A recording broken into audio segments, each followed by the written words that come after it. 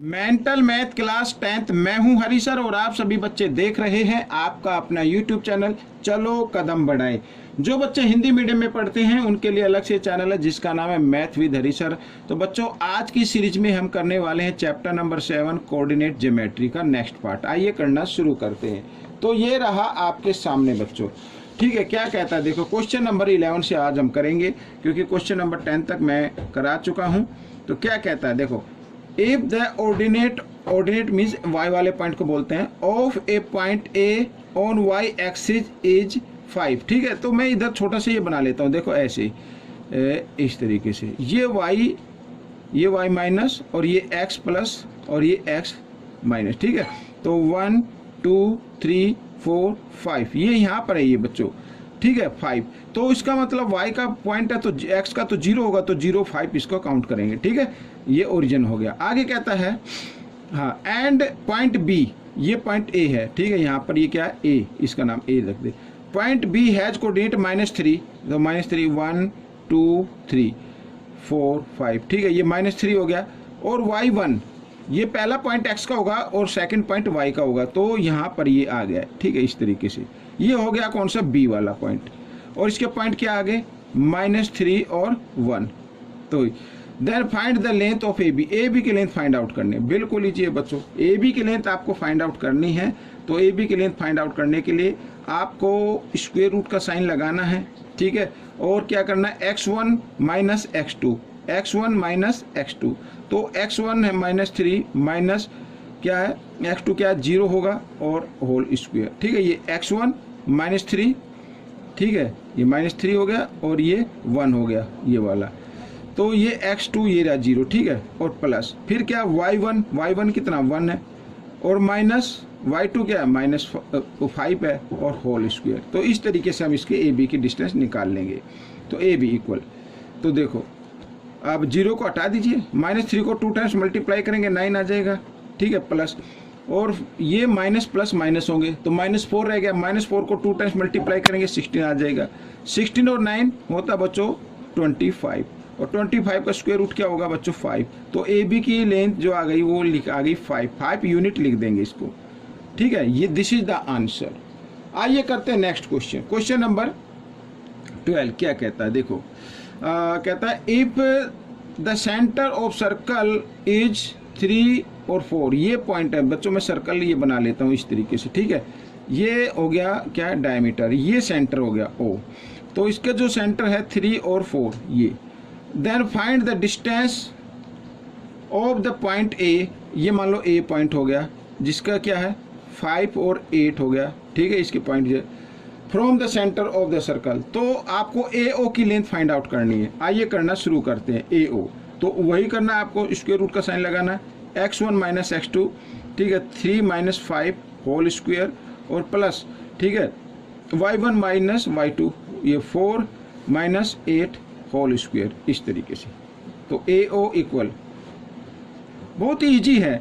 तो 5 में से 3 माइनस करो 2 आएगा माइनस का, तो -2 होल स्क्वायर प्लस और -4 होल स्क्वायर। ठीक है, इस तरीके से आगे कर लेते हैं। अब 2 को 2 टाइम्स मल्टीप्लाई करेंगे 4 आ जाएगा और 4 को 2 टाइम्स मल्टीप्लाई किया कितना आ गया 16 आ गया। इधर कर लेते हैं AO, तो 16 और 4 होता है बच्चों 20। ठीक है, दिस इज द आंसर, ये आपका आंसर आ गया। आप चाहे तो इसके फैक्टर करके भी लिख सकते हैं। 20 के फैक्टर करें तो 2 10 जा 20 और 2 5 जा। ठीक है, इस तरीके से। तो पेयर बन गया, पेयर में से 1 निकाल लेना है 2 को और रूट को 5 के अंदर रख देना है यूनिट। तो आप इसको भी लिख सकते हैं, ये भी आप लिख सकते हैं और ये भी आप लिख सकते हैं। दोनों आंसर आपके ठीक है। ठीक है ना, ये आपका फैक्टर करके हमने निकाल लिए। क्वेश्चन नंबर 13 क्या कहता है देखो, find the distance between the point, ये पॉइंट गिवन है बच्चों, फ्रॉम द ओरिजिन। ये देखो ओरिजिन जो होता है यहाँ पर ये इस तरीके से होता है। ये ओरिजिन के जो पॉइंट होते हैं 0 और 0 होते हैं। अब ये मान लीजिए ये यहाँ पर है या कहीं पर भी है, ये इसमें नहीं है कौन सी एक्सिस पर है। तो हमें पॉइंट मान लेते हैं, मान लीजिए ये इधर पॉइंट है। ठीक है, ये मान लेते हैं ये O हो गया और ये क्या मान लेते हैं A। तो A के पॉइंट है A और cos B, एक तो ये पॉइंट होगा और सेकंड पॉइंट है A sin B, ये वाला। ठीक है, तो हमें क्या करना है, ए ओ की डिस्टेंस फाइंड आउट करनी है। पेन मैं दूसरा ले लेता हूँ। तो ए ओ की डिस्टेंस हमें फाइंड आउट करनी है, ये वाली, ठीक है। आइए कर लेते हैं ए ओ। तो ए ओ की डिस्टेंस फाइंड आउट करने के लिए आपको रूट का साइन लगाना पड़ेगा और x1 माइनस x2, तो x1 तो 0 है माइनस, ठीक है, ये आ गया, और a कोस b और होल स्क्वायर इस तरीके से प्लस, ठीक है, फिर y1 0 0 को हटा दीजिए, कोई दिक्कत नहीं है, माइनस y2, ठीक है। तो ये क्या है, a साइन b और होल स्क्वायर इस तरीके से, ठीक है ना, ये आ गया, ये आ गया। अब देखो, सॉरी, ए ओ रूट का साइन, अब माइनस ए को 2 टाइम्स मल्टीप्लाई करेंगे, प्लस ए हो जाएगा, ए स्क्वायर हो जाएगा, ठीक है ना, ये हो जाएगा। और यहाँ पर आप एक काम कर सकते हैं, अच्छा चलो कोई बात नहीं, ठीक है, ये आ गया। कोस बी को 2 टाइम्स मल्टीप्लाई करेंगे, कोस स्क्वायर बी आ जाएगा इस तरीके से, ठीक है, बी स्क्वायर भी आप लिख सकते हैं ये आप, और प्लस का साइन, तो यहाँ पर फिर वही आएगा ए स्क्वायर और यहाँ पर साइन स्क्वायर बी, ठीक है, ये आ गया। अब इसमें हम देख रहे हैं, क्या देख रहे हैं कि ये जो है ना ए इधर और इधर, इनमें से कॉमन ले लो आप, क्या ले लो, कॉमन, क्योंकि मल्टीप्लाई के रूप में कभी आप 1a और 1a काउंट कर ले, ये गलत हो जाएगा, ये गलत हो जाएगा बच्चों, ठीक है, इस तरीके से मत करना। कॉमन ले लिया हमने ए स्क्वायर और यहाँ पर क्या आ गया, cos 2b और प्लस साइन स्क्वायर बी, ठीक है, इस तरीके से ये आ गया। तो अब हमें क्या करना है, इसको ब्रैकेट में डालते हैं। अब बच्चों देखो, ए ओ, तो ए स्क्वायर और इनटू, अब बच्चों cos square plus sine square, ये फॉर्मूला होता है, ट्रिग्नोमेट्री में होता है, sine square theta plus cos square theta, या आप कोस को आगे लिख लो, प्लस में आगे पीछे लिखा जा सकता, कोई दिक्कत नहीं है, ठीक है ना। ये इक्वल होता है बच्चों 1 के, किसके इक्वल होता है, 1 के, तो इसकी जगह क्या लिखा जाएगा, 1 लिखा जाएगा। अब क्या करना है, ए स्क्वायर को 1 से मल्टीप्लाई करेंगे तो क्या आ जाएगा, ए स्क्वायर ही आएगा। अब स्क्वायर से स्क्वायर रूट का साइन कट गया, तो आंसर इज, आंसर क्या आ गया, ए आ गया, आंसर क्या आ गया, ए आ गया, दिस इज द आंसर, ठीक है, हो गया क्वेश्चन। आइए करते हैं क्वेश्चन नंबर 14, ये रहा आपके सामने। क्वेश्चन नंबर 14 क्या कहता है, देखो, फाइंड द वैल्यू ऑफ के की वैल्यू फाइंड आउट करनी है if point 04 is equi distance from the point 10k और एंड k 8, ठीक है। ये देखो यहाँ पर मैं लेट कर लेता हूँ, ये लेट ए और ये बी, और ए ये इक्वी डिस्टेंस हो गया, ये मान लो सी पॉइंट है, यहाँ पर जो ये है 0 और 4 ये इक्वी डिस्टेंस पर पॉइंट है, और ए का पॉइंट 10 और k, ठीक है, और बी का पॉइंट k और 8 इस तरीके से। तो ये इक्वी डिस्टेंस पर है, तो that means A C equal होगा बी सी के, या ए सी स्क्वेयर होगा बी सी स्क्वेयर के इक्वल, ठीक है। तो स्क्वेयर में हमें सोल्व करना है, तो ए सी, तो फिर वही करना है, x1 minus x2 whole square, ठीक है, प्लस y1 माइनस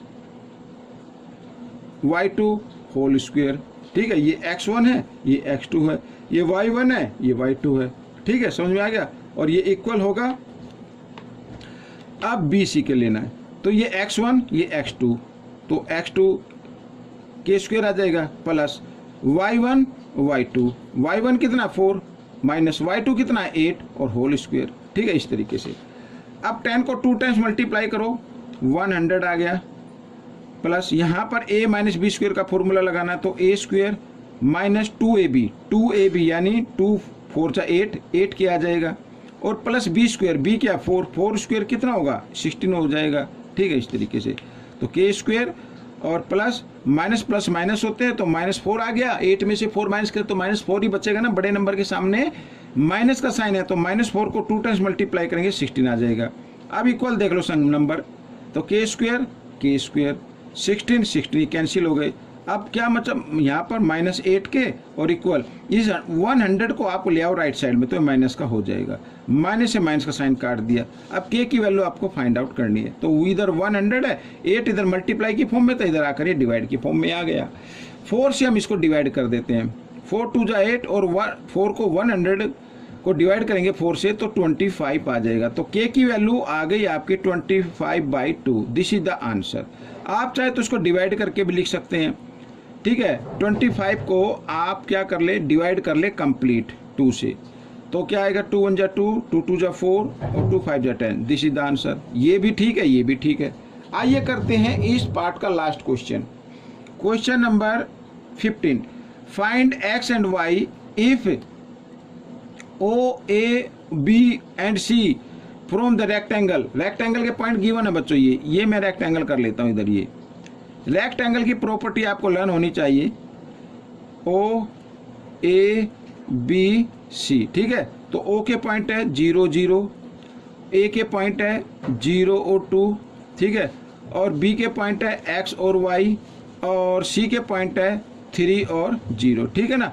और ये इसके क्या हो गए, ये डायगोनल हो गए। जो डायगोनल होते हैं रेक्टेंगल के diagonal are bisect each other at O. मान लीजिए ओ पर क्या करते हैं, बाइसेक्ट करते हैं, ठीक है। ये आपको प्रॉपर्टी लर्न होनी चाहिए। एक तो अपोजिट साइड ऑफ पहले rectangle are equal in length. Second things, जो डायगोनल होते हैं वो क्या करते हैं, बाइसेक्ट करते हैं, ठीक है। The diagonal of rectangle are bisect each other, ठीक है। तो हम इसको बाइसेक्ट से ही करेंगे। तो बाइसेक्ट का फॉर्मूला क्या कहता है, x1 प्लस x2/2 और क्या कहेगा y1 प्लस y2/2, इस तरीके से, ठीक है ना। ये होगा।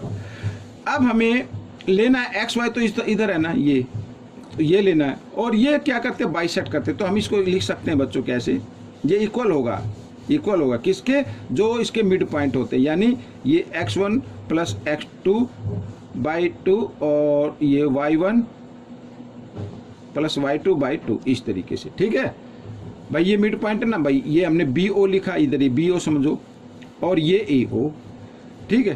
तो x1 क्या है, x1 है 0 और x2 है x, तो यहाँ पर क्या लिखेंगे x1, ठीक है, ये x आ गया, x/2 आ गया भाई। x1 तो 0 है ना, 0 को हटा दीजिए, और y1 क्या है 0 और y2 क्या है, y है, तो इसको भी हम 0 को हटा देते हैं, इस तरीके से लिखेंगे। इक्वल x1, या इसमें x1 3/2, ठीक है, और ये हो गया y1 प्लस y2, y1 0 है, y2 क्या है 2 है, तो इसको भी 2/2 लिखेंगे, इस तरीके से, ठीक है। अब हमें क्या करना है भाई, ये x वाले को x के साथ रखना। पहला पॉइंट x का, इसमें भी पहला पॉइंट x का होगा, सेकंड पॉइंट y का होगा, सेकंड पॉइंट y का होगा। तो आइए x/2 इक्वल 3/2, दोनों के डिनोमिनेटर इक्वल है, इनको हटा दीजिए, x की वैल्यू आपकी आ गई, ठीक है, ये x की वैल्यू आपकी आ गई। आइए y की निकाल लेते हैं। तो y/2 इक्वल 2/2, इसमें भी दोनों डिनोमिनेटर इक्वल हैं, हटा दीजिए, तो y की वैल्यू भी आपकी आ गई है। This is the answer. ये आपका आंसर हो गया बच्चों। कोई भी दिक्कत आए आप मुझे कमेंट्स कर सकते हैं, आपकी प्रॉब्लम का सॉल्यूशन जरूर किया जाएगा। तो बच्चों ये पार्ट कंप्लीट हो गया है। आपको ये पार्ट कैसा लगा जरूर बताएं, और इसमें से सीखकर दूसरे बच्चों को जरूर सिखाना। मिलेंगे नेक्स्ट पार्ट में। Till then, thank you.